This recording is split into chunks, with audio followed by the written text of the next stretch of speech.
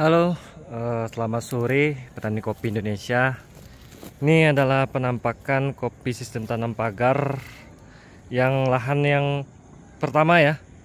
Kalau lahan yang kedua silahkan dicek di video saya yang lainnya. Ini lahan saya kedua. Ini kurang lebih umurnya sama dengan lahan yang kemarin yang saya videoin. Silahkan cek di video saya. Saya tidak banyak-banyak video yang panjang seperti ini ya. Jadi teman-teman sangat mudah mencari list video saya. Nah, ini penampakan. Kalau yang di sini jaraknya itu random. Kalau yang dari batang ini ke batangnya ini jaraknya kurang lebih 80 cm. Nah, ada juga yang 50 tuh. Nah, jadi kita ini kan mencoba. Kita coba agar yang mana yang lebih cocok. Nah, jikalau jarak yang terlalu dekat yang seperti ini tidak cocok di dataran tempat saya ini, di lahan tempat saya maksudnya, maka ini bisa kita pangkas, kita potong saja di bawahnya, tidak jadi masalah. Tidak jadi masalah kita rugi dengan bibit, tetapi kita untung dengan ilmu. Seperti itu. Jadi kita numbalkan bibitnya saja, tapi kita mendapatkan pengetahuan, kita panen pengetahuannya.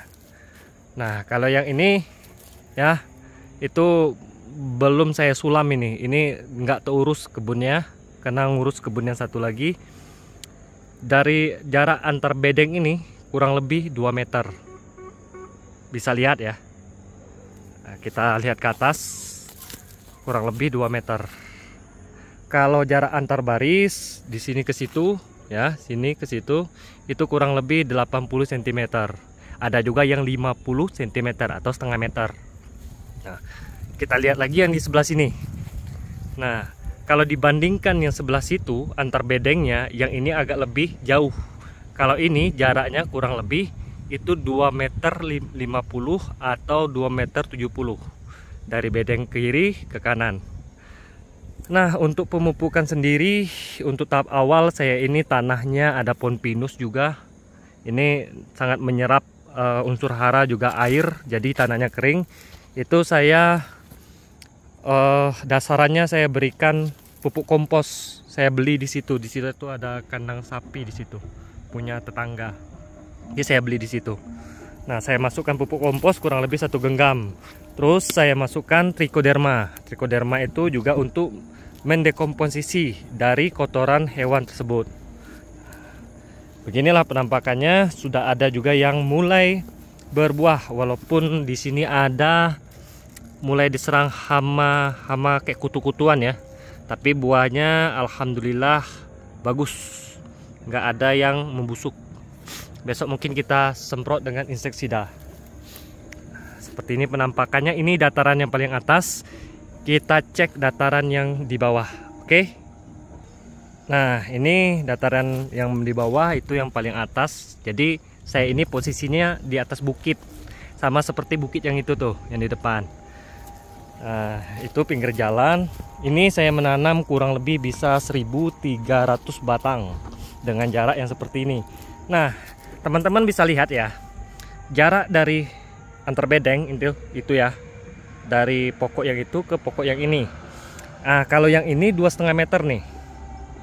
Nah, 2,5 meter saya uji bagaimana pertumbuhannya jika kita tanam 2,5 meter di Indonesia. Di dataran tanah saya ini kurang lebih 700 mdpl. Kalau yang di bawah sini ya, kalau yang di atas itu sudah 900 yang paling puncak.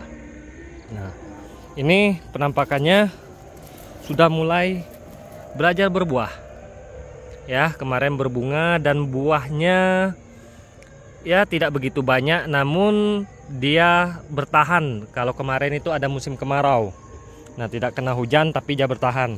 Tidak ada yang rontok buahnya atau busuk ya. Ini penampakan dari lahan saya ini. Nah, kalau teman-teman lihat di bawah sini, tanahnya ini bukan diolah menggunakan mesin, tetapi menggunakan cangkul.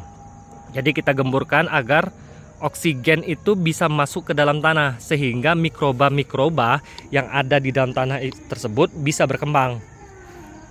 Kalau mikrobanya berkembang kayak rumput-rumput yang sudah kita cangkul, itu bisa didekomposisi oleh mikroba tersebut. Seperti itu. Dan dikurangi menyemprot dengan herbisida. ini baru saya sulam ini, tapi belum saya bersihkan. Gitu penampakannya. Dan kita juga di sini rata-rata udah belajar berbuah semua. Ya. Tanamannya pendek-pendek, hanya beberapa senti, mungkin ukurannya kurang lebih 80 cm udah berbuah. Teman-teman bisa lihat, ini ada yang sakit, tunasnya ini sakit ya. Coba kita patahkan di sini ya. Nah nih, nah penggerek nih ya. Teman-teman bisa lihat, begini penampakan dari lahan saya. Nah, banyak orang yang bilang, wah itu jaraknya terlalu rapat, wah itu jaraknya nanti nggak bisa berbuah. Waduh, di sini sudah kita coba dan alhamdulillah berbuah. Dan ini bisa teman-teman lihat ya. Ini jaraknya, coba lihat. Kita ukur pakai kilan saya ya, tangan jengkal saya. 1, 2, 3, 4. Ini kurang lebih 70 cm ini. Karena saya sudah hitung jengkal saya ini kalau 3 kali jengkal itu kurang lebih 50 cm. Ini hasilnya, ada buahnya. Nah, tetapi kita tidak tahu seberapa tahan tanaman ini agar bisa kita panen secara kontinu. Artinya setiap tahunnya bisa dipanen enggak? Atau hanya 1 kali panen terus kita tumbuhkan tunas baru, atau bagaimana cara perawatannya. Nah, maka dari itu kita harus perlu menguji, jangan takut-takut untuk mencoba. Ya. Banyak yang sudah belajar berbuah, di bawah situ juga ada ya. Udah belajar berbuah semua. Itu udah belajar berbuah. Jadi memang kalau untuk menerapkan sistem pagar ini modalnya 3 kali lipat kalau menurut saya daripada sistem konvensional. Yang mana jarak sistem konvensional pakai disambung-sambung terus jaraknya 3 kali 3. Saya tidak menyalahkan itu, tetapi kita mencoba inovasi baru yang ada di luar negeri di sana, seperti di Brazil, Kolombia ataupun di Vietnam. Nah, seperti ini penampakannya teman-teman. Buat teman-teman terus berusaha dan terus berjuang dan terus belajar mengupdate ilmunya.